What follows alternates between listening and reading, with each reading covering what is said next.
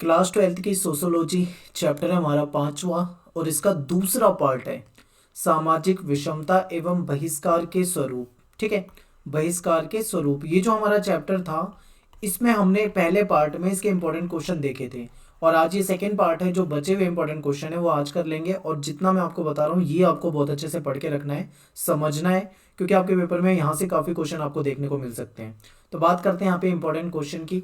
बहुत ज़्यादा important question जो इस चैप्टर से हैं वो सारे के सारे निकाले हैं और आपको बताने वाला हूँ। एनसीईआरटी के भी ले रखे हैं क्वेश्चन और प्रीवियस ईयर में आए हुए भी एक दो क्वेश्चन मैंने इसमें डाले हुए हैं। सबसे पहला प्रश्न है हमारे सामने कि अस्पृश्यता के कारण क्या क्या शोषण होता है। आपने इससे पहले वाले पार्ट को देखा था, मैंने आपको वहाँ पे last question second last question शायद इसी पे डिस्कस किया था अस्पृश्यता के ऊपर, जहाँ पे मैंने आपको बताया था कि किस प्रकार से जाति प्रथा थी समाज में और जाति प्रथा में कुछ ऐसी जातियाँ होती थी जिसको निम्न स्तर का माना जाता था और उनको छूना भी पाप समझा जाता था। छुआछूत वाली जो कुप्रथा थी उसके बारे में हमने लास्ट वीडियो में पढ़ा था। तो उसी से रिलेटेड है कि अस्पृश्यता के कारण क्या क्या शोषण होता था। तो देखिए, अपवर्जन या बहिष्कार किया जाता था। जैसे पेयजल, मान लो पीने का पानी है तो वहाँ के जो सामान्य स्रोत हैं वहाँ से इनको पानी लेने नहीं दिया जाता था। ठीक है, जैसे कुएं हो गए तो वहाँ पे जाना इनको मनाही होती थी। सामाजिक उत्सव हो गया, कोई समारोह हो गया, कोई फंक्शन है, उसमें इनको भाग नहीं लेने दिया जाता था। धार्मिक उत्सव पर ढोल नगाड़े बजाना, इन सब पे भी पाबंदी होती थी। और इनकी जो शादी वगैरह होती थी तो शादी में भी इनको बहुत सारी बंदिशें होती थी। ठीक है, इस तरीके से मतलब इन पे कई तरह के, आप ये समझो कि बहिष्कार ही एक तरह से ये पूरा आप यहाँ पे समझ सकते हैं। पहला पॉइंट। दूसरा पॉइंट देखो, अनादर। अब आप समझो जिसके साथ ऐसा हो रहा होगा तो उसके साथ एक तरह से बिल्कुल उसका सम्मान तो है ही नहीं, समाज में अनादर ही है। तो अनादर और अधीनता सूचक। देखिए, टोपी या पगड़ी उतारना, जूतों को उतारकर हाथ में पकड़कर ले जाना, सिर झुकाकर खड़े रहना, साफ या फिर चमचमाते हुए कपड़े नहीं पहनना, इस तरीके के शोषण होते थे। और जो निम्न जाति के लोग होते थे, अगर कहीं पे उच्च जाति के लोग हैं और कुछ बात भी करनी है, कुछ काम है, तो जो निम्न जाति के लोग होंगे वो दूर बैठते थे बिल्कुल उनसे। ठीक है, और ज़मीन पर बैठते थे। अगर कहीं पे मान लो कहीं जाते हैं, बैठना भी पड़ता है, तो वो कभी भी ऊपर नहीं बैठते थे किसी चेयर वगैरह पे, वो नीचे ही बैठते थे। तो इस तरीके की भी चीज़ें हैं। शोषण व आश्रिता, इन्हें बेगार करनी पड़ती थी जिसके लिए इन्हें कोई पैसा नहीं दिया जाता था, बहुत कम मजदूरी दी जाती थी। ठीक है, यानी कि इनको जो काम दिया जाता था काम भी करना पड़ता था कुछ मजबूर होकर, जिसके लिए इनको ना के बराबर पैसा मिलता था या फिर मिलता था तो बहुत ही कम मिलता था। बात करते हैं आखिरी पॉइंट की, तो दलित। वह लोग जिनको जो निचली पायदान यानी जाति व्यवस्था में निचले स्तर पर हैं तथा शोषित हैं, दलित कहलाते हैं। तो ये कुछ ऐसे ऐसे पॉइंट हो जाएंगे। अस्पृश्यता आपने पढ़ा था, तो अस्पृश्यता छुआछूत में ये सारी चीज़ें होती हैं कि आपने पढ़ा था लास्ट वीडियो में कि मंदिरों में जाने की परमिशन नहीं थी, कुएं वगैरह से पानी लेने की परमिशन नहीं थी। ठीक है, इस तरीके से होता था। आगे देखिए, जातीय विषमता को दूर करने के लिए अपनाई गई कुछ नीतियों का वर्णन करें। जातीय विषमता जो है इस या असमानता आप समझ लो, जातीय असमानता को दूर करने के लिए अपनाई गई कुछ नीतियां यानी सरकार के द्वारा जो कुछ पॉलिसी अपनाई गई है उसके बारे में डिस्कस करना है। इसी के अथवा में ऑप्शन में और में एक और क्वेश्चन है कि जातियों व जनजातियों के प्रति भेदभाव मिटाने के लिए राज्य यानी कि सरकार द्वारा उठाए गए कदम बताइए। दोनों सेम ही क्वेश्चन है, लैंग्वेज थोड़ा सा घुमा रखी। ठीक है, आंसर समझिए। यानी कि जो जाति प्रथा थी, जो समाज में भेदभाव था, उसको दूर करने के लिए सरकार ने क्या पॉलिसी बनाई, क्या नीतियां बनाई, ये आपको बताना है।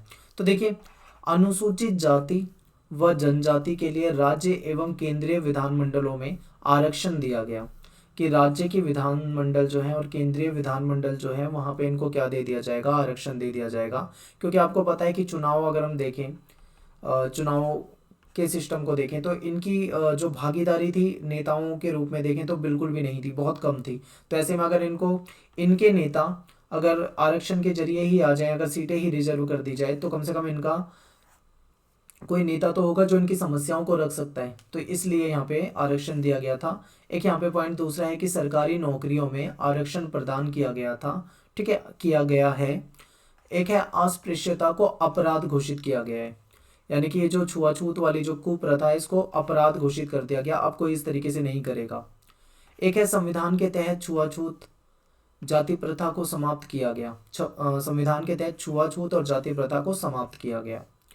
अनुसूचित जाति एवं अनुसूचित जनजाति अस्पृश्यता उन्मूलन कानून 1989, जो कि सख्त कानून बनाए गए, क्योंकि संविधान तो बन चुका था, सब कुछ था, जाति प्रथा समाप्त थी आज़ादी के बाद अगर आप देखो, लेकिन कहीं ना कहीं ये जो कानून थे ये कागजों में ही रह गए थे। गांव वगैरह में देखें तो चुनाव भी जातिगत मुद्दों को लेकर ही होता था और जातियों का बहुत महत्वपूर्ण रोल रहता था। ऊंची जाति अभी भी ऊंची ही बनी हुई थी, निचली जाति अभी भी निचली ही बनी हुई थी, और भेदभाव जो था वो कानून तो बन गया था पर समाप्त नहीं हो रहा था। इसलिए कहीं ना कहीं और ज़्यादा बदलाव करने की जरूरत पड़ी थी। उच्च शिक्षा संस्थान में 93वें संशोधन के अंतर्गत अन्य पिछड़े वर्गों को भी आरक्षण दिया गया। तो ये कुछ पॉइंट हैं जो आप बता सकते हो कि सरकार ने ये करा। ठीक है, ये सारे पॉइंट आपको यहाँ पे रखने हैं। एक क्वेश्चन ये बन जाता है कि आज आदिवासियों से संबंधित बड़े मुद्दे कौन से हैं। देखो इसमें मैंने एनसीईआरटी के क्वेश्चन भी ले रखे हैं, तो आपको एनसीईआरटी के क्वेश्चन भी यहाँ पे दिख जाएंगे। आज आदिवासियों से संबंधित बड़े मुद्दे कौन से। आदिवासी का भी टॉपिक हमने लास्ट वीडियो में पढ़ा था कि किस प्रकार से इनके साथ भेदभाव होता रहा है हमेशा से। तो देखिए, देश के जिन क्षेत्रों में आदिवासियों की जो जनसंख्या है वो अधिक है, वहाँ उनकी आर्थिक और सामाजिक स्थिति की अगर हम बात करें तो गैर आदिवासी लोगों के मुकाबले काफ़ी ख़राब है, क्योंकि भाई ये जंगलों से जुड़े हुए लोग हैं। इनका जीवन जो है, इनकी संस्कृति जो है, इनका जो तौर तरीके हैं वो काफ़ी गैर आदिवासी लोगों से काफ़ी भिन्न हैं, अलग हैं, और ये उतने डेवलप नहीं है, उतने विकास नहीं कर पाए हैं जितना कि बाकी लोग हैं। तो आदिवासी लोग जो हैं वो गरीबी और शोषण के शिकार हुए हैं। याद रखें, आदिवासी लोग जो हैं वो गरीबी और शोषण के शिकार हुए हैं। देश की आज़ादी के बाद भी आदिवासी जो लोग हैं इनका जीवन जो है वो दयनीय स्थिति में है, तकलीफ में है। सरकार द्वारा वनों पर एकाधिकार कायम किया गया, सरकार के द्वारा जंगलों पर एकाधिकार कायम किया गया, जिससे आदिवासियों को नुकसान हुआ। ठीक है, इन पॉइंटों को ध्यान रखो। पहले क्या होता था, देखो अभी तो चलो छोड़ो इसको, मैं थोड़ा और पीछे ले जाता हूँ। जब अंग्रेज थे उस समय भी इनके साथ यही भेदभाव शुरू हो गया था। अंग्रेज जब आए, जंगलों को काटना शुरू करा, जंगलों के लिए उन्होंने कानून बना दिए। अब ये आदिवासी लोग जो थे जंगलों से जुड़े हुए थे, जंगलों में ही रहते थे, अंग्रेजों के समय की बता रहा हूँ मैं, इनके साथ वहीं से भेदभाव शुरू हो चुका था और बाद के समय में भी कुछ ना कुछ इसी तरीके से चलता रहा। सरकार के द्वारा बनाई गई जो औद्योगिकरण की नीति है उसको लागू करने के लिए खनिज संसाधन और विद्युत उत्पादन की क्षमताओं की जरूरत पड़ी थी। अब ऐसे में क्या होता था कि सरकार जो संसाधन होते थे ज़्यादातर ये आदिवासी क्षेत्रों में होते थे। अब ऐसे में सरकार उन क्षेत्रों को एक तरह से हड़प लेती थी, आप ऐसे कह सकते हो, या फिर उन क्षेत्रों पे इन आदिवासियों का अधिकार नहीं रह जाता था, ऐसे भी आप कह सकते हो। तो देखो, सरकार के द्वारा जब उद्योग लगाए जाने लगे, ऐसे में जो आदिवासी थे उनकी ज़मीन जो थी वो छीनने लगी थी सरकार। अब इनकी जो ज़मीन होती थी, इनके खेत होते थे जहाँ पे ये हमेशा रहते आए हैं, वो जगह इनसे छिन जाती थी।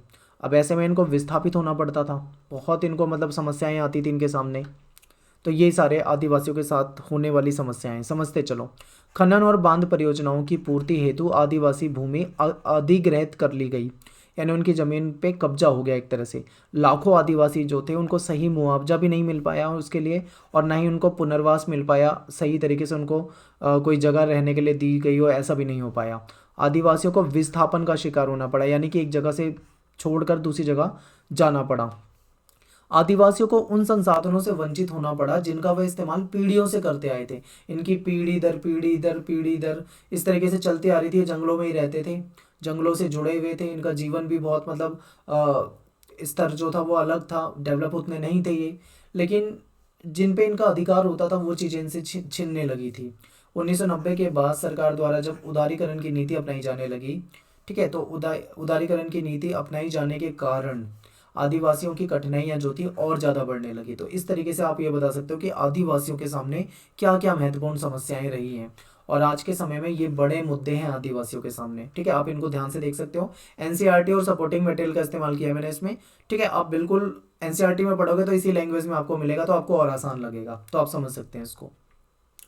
अब देखिए, स्त्री के साथ होने वाले भेदभाव बताइए। ये तो बहुत आसान है, आप ऐसे क्वेश्चन तो आराम से कर दोगे। आपको पता है कि हमारा समाज जो है वो पितृसत्तात्मक समाज है, यानी कि आप कह सकते हो कि पुरुष प्रधान समाज है। एक महिला के मुकाबले पुरुष को समाज में ज़्यादा महत्व दिया जाता है, ज़्यादा वैल्यू दी जाती है। इस पुरुष प्रधान समाज में महिलाओं को उतना महत्व नहीं दिया जाता है, महिलाओं के साथ भेदभाव होता है और ये भेदभाव का इतिहास जो है काफ़ी पुराना है। स्त्री को शिक्षा के क्षेत्र में, रोजगार के क्षेत्र में, आम जीवन के हर क्षेत्र में, हर जगह इनके साथ क्या होता है, भेदभाव झेलना पड़ता है। और आपको मैंने जब चैप्टर भी पढ़ाया था, अगर आप लास्ट ईयर की वीडियो देखोगे मैंने वहाँ पे डिटेल में पढ़ाया हुआ है, तो मैंने आपको बताया था कि जो लोगों की सोच होती थी वो काफ़ी अलग होती थी। यानी अगर एक घर में लड़का पैदा हो जाए तो वो बहुत खुश होते थे, अगर लड़की पैदा हो जाए तो वो उतने खुश नहीं होते थे। अब यहाँ पे कारण क्या हो जाता था कि कहीं ना कहीं पुरुष प्रधान समाज है, लड़कों को ज़्यादा महत्व दिया जाता, ठीक है ना, ज़्यादा महत्व दिया जाता है लड़कों को, और लड़कों को अच्छी एजुकेशन दिलाने का प्रयास होता है, उनको अच्छा खाना, अच्छी सुविधाएं और ज़्यादा छूट दी जाती है। लेकिन लड़कियों को गलत माना जाता है, उनको इतनी आज़ादी नहीं मिलती है, इनको इतना पढ़ाया नहीं जाता है। और ये लोग ऐसा भी सोचते थे कि लड़कियों को ज़्यादा पढ़ा के क्या करेंगे, बाद में तो इनको शादी करनी है, चूल्हा चौका करना है, ऐसी मतलब ऐसी चीज़ें वो लोग सोचते थे। तो आप यहाँ पे समझ सकते हो कि किस तरीके से इनके साथ भेदभाव होता है। इस चीज़ को आप यहाँ पे याद रख सकते हैं। एक क्वेश्चन ये है कि जो महिलाएं होती हैं, स्त्रियों के जो अधिकार होते हैं, अधिकारों को स्त्री के अधिकारों को और उनकी स्थिति के सुधार के लिए 19वीं सदी में हुए आंदोलन पर चर्चा कीजिए। महिलाओं की स्थिति में सुधार लाने के लिए कुछ ऐसे लोग थे जिन्होंने अपने अपने लेवल पे आंदोलन चलाए, प्रयत्न किए, ठीक है, इनकी स्थिति को सुधारने के लिए सामने आए। तो इनके बारे में ही आपको बताना है। तो देखिए ये आपके सपोर्टिंग से लिया मैंने, पॉइंट बहुत अच्छा दे रखा है, एनसीईआरटी में भी सेम है, आप कहीं से भी पढ़ सकते हैं। देखिए राजा राममोहन राय, आपको ना नाम याद रखने बिल्कुल, राजा राममोहन राय, इन्होंने सती प्रथा और बाल विवाह का विरोध किया था। पॉइंट याद रखो, राजा राममोहन राय, सती प्रथा, बाल विवाह का विरोध। और जो विधवा विवाह होता था, यानी विधवाओं को पहले दोबारा विवाह करने का मतलब परमिशन नहीं होती थी, उनको गलत ही नज़रों से देखा जाता था, गलत समझा जाता था मतलब उनको, और बेकार था सब कुछ सिस्टम। तो इन्होंने विधवा विवाह का समर्थन किया। दूसरा देखो, ज्योतिबा फुले जी, ये जो थे ज्योतिबा फुले जो हैं, इन्होंने जातीय व लैंगिक अत्याचारों के विरोध में आंदोलन किए हैं। सर सैयद अहमद खां, इन्होंने इस्लाम में सामाजिक सुधारों के लिए लड़कियों के स्कूल तथा कॉलेज खोले हैं। दयानंद सरस्वती की बात करें अगर हम, तो इन्होंने नारियों की शिक्षा में योगदान दिया है। रानाडे ने विधवा विवाह पुनर्विवाह पर जोर दिया है। तो आपको ये पॉइंट ऐसे याद रखना है कि किस किस ने क्या क्या किया था, आप यहाँ पे पॉइंट में आंसर में लिख सकते हो। ताराबाई शिंदे की अगर हम बात करें तो एक बुक थी स्त्री पुरुष तुलना, ये इन्होंने बुक लिखी स्त्री पुरुष तुलना, जिसमें गलत तरीके से पुरुषों को ऊंचा दर्जा देने की बात कही गई है। और एक पॉइंट ये भी याद रखना है कि बेगम रुकैया हुसैन, इन्होंने सुल्तान ड्रीम नामक किताब लिखी, ठीक है, जिसमें हर लिंग को बराबर अधिकार देने की चर्चा की गई, पुरुषों महिलाओं को बराबरी की बात की गई थी। 1931 में कराची में भारतीय राष्ट्रीय कांग्रेस द्वारा एक अध्यादेश भी जारी करके स्त्रियों को बराबरी का हक देने की पर बल दिया गया, ठीक है। तो ये ऐसे कुछ पॉइंट हैं आपको जो बहुत मतलब अच्छे से याद रखने हैं। अब देखो यहाँ तक आपको कितने पॉइंट याद रखने, कम से कम आपको ये पॉइंट आपके मेन है, इतना भी अगर आप याद रखते हो तो बहुत है आपके लिए, पेपर में आप आराम से लिख सकते हो अच्छे से। एक देखो क्वेश्चन ये है, अक्षमता और विकलांगता से क्या अभिप्राय है, विकलांगता से आप क्या समझते हैं। तो देखिए ऐसे व्यक्ति जो शारीरिक या मानसिक रूप से बाधित हों, अपने रोजमर्रा के काम भी आसानी से नहीं कर पाते हों, उनको कुछ समस्याएं आती हों, तो वो अक्षमता या विकलांगता का शिकार आप उनको कह सकते हो। तो इनसे रिलेटेड एक क्वेश्चन आ जाता है यहाँ पे आपका है, वो क्वेश्चन कुछ इस तरीके से आता है कि हम किस अर्थ में ये कह सकते हैं कि अक्षमता जितनी शारीरिक है उतनी ही सामाजिक भी है, यानी कि जितनी ये शारीरिक रूप से होती है उतनी सामाजिक रूप से भी होती है। समाज भी मतलब एक अलग ही मतलब नज़रिया रखता है, तो इसको हमें पढ़ना है। देखो जो डिफरेंटली एबल्ड लोग होते हैं, जो अक्षम लोग हैं, इसलिए अक्षम नहीं होते कि वे शारीरिक या मानसिक रूप से बाधित होते हैं, लेकिन वो इसलिए अक्षम होते हैं कि समाज के कुछ कुछ रिवाज ऐसे हैं जिसने ऐसा बना दिया है, यानी कि कुछ समाज की कुछ ऐसी रीति से बना है कि वे अपनी ज़रूरतों को पूरा नहीं करते, ठीक है। बस आपको ये वाला पॉइंट यहाँ पे काट देना है और इतना याद रखना है। आपको यहाँ पे ये समझना है कि ये जो लोग हैं असक्षम जो लोग हैं, ये शारीरिक और मानसिक रूप से उतने समस्या में नहीं है जितना कि समाज के नियमों की वजह से हो जाते हैं। समझिए थोड़ा आगे मैं समझाता हूँ पॉइंट में आपको। विश्व भर में निरोग्यता या अक्षमता का जो तात्पर्य समझा जाता है उसके कुछ आम लक्षण आपको यहाँ पे पॉइंट में बताए गए हैं। आपको ये पॉइंट समझने। सबसे पहले देखो, अक्षमता को एक जैविक कमजोरी माना जाता है। ऐसा मानते हैं कि जैविक रूप से वो व्यक्ति कमजोर ही है जिसके साथ ये है। और जब कभी किसी अक्षम व्यक्ति के समक्ष कोई समस्या खड़ी होती है तो ये मान लिया जाता है कि ये समस्याएं उसकी बाधा या कमजोरी के कारण ही हुई है, क्योंकि उसको ये समस्या है, उसको कोई दूसरी समस्या है, या कोई भी समस्या उसके कारण ही ये सब हो रहा है, ऐसा मान लेता है समाज। भारत में निरोग्य, बाधित, अक्षम, अपंग, अंधा और बहरा ऐसे विशेषणों का प्रयोग लगभग एक ही भाव को दर्शाने के लिए किया जाता है। मान लो अगर ऐसे बोला जाए, किसी को अपंग बोला जाए, अक्षम बोला जाए, अंधा बहरा बोला जाए, तो आप समझो क्या हो रहा है। यानी कहीं ना कहीं मतलब अपमान करने के लिए बोला जाता है। समझिए इसको कि कहीं ना कहीं अपमान किया जा रहा है। अक्सर किसी व्यक्ति का अपमान करने के लिए ऐसे शब्दों की बौछार कर दी जाती है। ठीक है, एक ये समाज की बुराई है कि समाज इस तरीके की चीज़ों को करता है जो कि गलत है। मैं बता रहा था ना यहाँ, जितना वो शरीर से परेशान नहीं है लोग, उतना ज़्यादा तो उनको समाज परेशान कर देता है। आगे देखिए, एक ऐसी संस्कृति में जहाँ शारीरिक पूर्णता का आदर किया जाता है, यानी कोई व्यक्ति विकलांग नहीं है, वो शारीरिक रूप से बिल्कुल ठीक है, उसे कोई प्रॉब्लम नहीं है, तो उसको पूर्ण माना जाता है, एक तरह से उसको सही माना जाता है।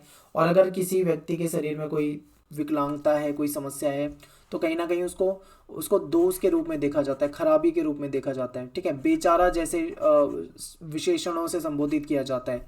तो उससे क्या होता है कि जो जो अब आप सोचो, कोई व्यक्ति है और उसके साथ कोई ऐसी प्रॉब्लम है, उसके साथ उसके लिए ऐसे वर्ड यूज़ किए जाएं तो कैसा होगा, मतलब वो खुद ही अंदर से फील करेगा कि मतलब भेदभाव या गलत फील करेगा।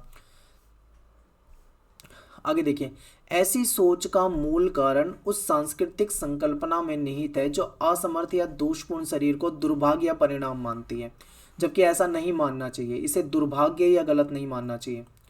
ठीक है, किस्मत या ऐसे इस चीज़ को जोड़ना नहीं चाहिए। एक आम धारणा ये है कि विकलांगता पुराने कर्मों का फल है, इससे छुटकारा नहीं पाया जा सकता। तो आप यहाँ समझ सकते हैं कि कैसे कैसे मतलब लोगों के मन में भ्रांतियाँ हैं। और इससे कहीं ना कहीं आप ये कह सकते हो कि जितना व्यक्ति ये शारीरिक अक्षमता जितनी ये अक्षमता जितनी शारीरिक नहीं है, उससे ज़्यादा तो ये कहीं ना कहीं हमें सामाजिक दिखाई देती है, क्योंकि लोगों के विचार ही अलग है, लोग अलग तरीके से पेश आते हैं ऐसे लोगों के साथ।